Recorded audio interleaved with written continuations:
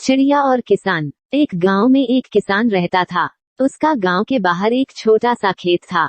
एक बार फसल बोने के कुछ दिनों बाद उसके खेत में चिड़िया ने घोंसला बना लिया। कुछ समय बीता तो चिड़िया ने वहां 2 अंडे भी दे दिए। उन अंडों में से 2 छोटे छोटे बच्चे निकल आए। वे बड़े मजे से उस खेत में अपना जीवन गुजारने लगे। कुछ महीनों बाद फसल कटाई का समय आ गया। गांव के सभी किसान अपने खेतों की फसल की कटाई में लग गए। अब चिड़िया और उसके बच्चों का वह खेत छोड़कर नए स्थान पर जाने का समय आ गया था। एक दिन खेत में चिड़िया के बच्चों ने किसान को यह कहते सुना कि कल मैं फसल कटाई के लिए अपने पड़ोसी से पूछूंगा और उसे खेत में भेजूंगा।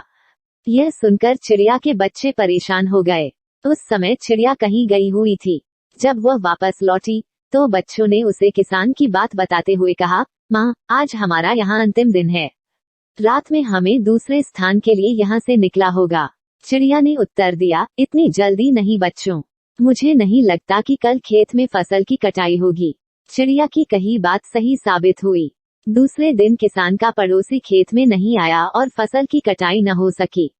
शाम को किसान खेत में आया और खेत को जैसे का तैसा देख बुदबुदाने लगा कि ये पड़ोसी तो नहीं आया। ऐसा करता हूँ, कल अपने किसी रिश्तेदार को भेज देता हूँ।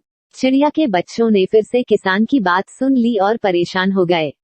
जब चिड़िया को उन्होंने ये बात बताई तो वह बोली, तुम लोग चिंता मत करो, आज रात हमें जाने की जरूरत नहीं है।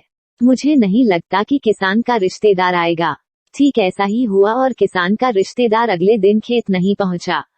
चिड़िया के बच्चे हैरान थे कि उनकी माँ की हर बात सही हो रही है। अगली शाम किसान जब खेत आया तो खेत की वही स्थिति देख बुदबुदाने लगा कि ये लोग तो कहने के बाद भी कटाई के लिए आते नहीं है। कल मैं खुद आकर फसल की कटाई शुरू करूंगा। चिड़िया के बच्चों ने किसान की ये बात भी सुन ली। अपनी माँ को जब उन्होंने ये बताया तो वह बोली, बच्चों, अब समय आ गया है ये खेत छोड़ने का। हम आज रात ही ये खेत छोड़कर दूसरी जगह चले जाएंगे। दोनों बच्चे हैरान थे कि इस बार ऐसा क्या है जो माँ खेत छोड़ने को तैयार है।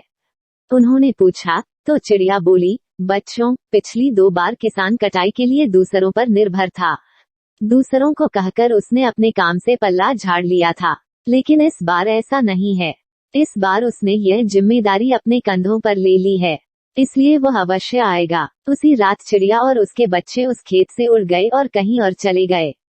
सीख, दूसरों की सहायता लेने में कोई बुराई नहीं है, किंतु यदि आप समय पर काम शुरू करना चाहते हैं और चाहते हैं कि वो समय पर पूरा हो जाए तो उस काम की जिम्मेदारी स्वयं लेनी होगी।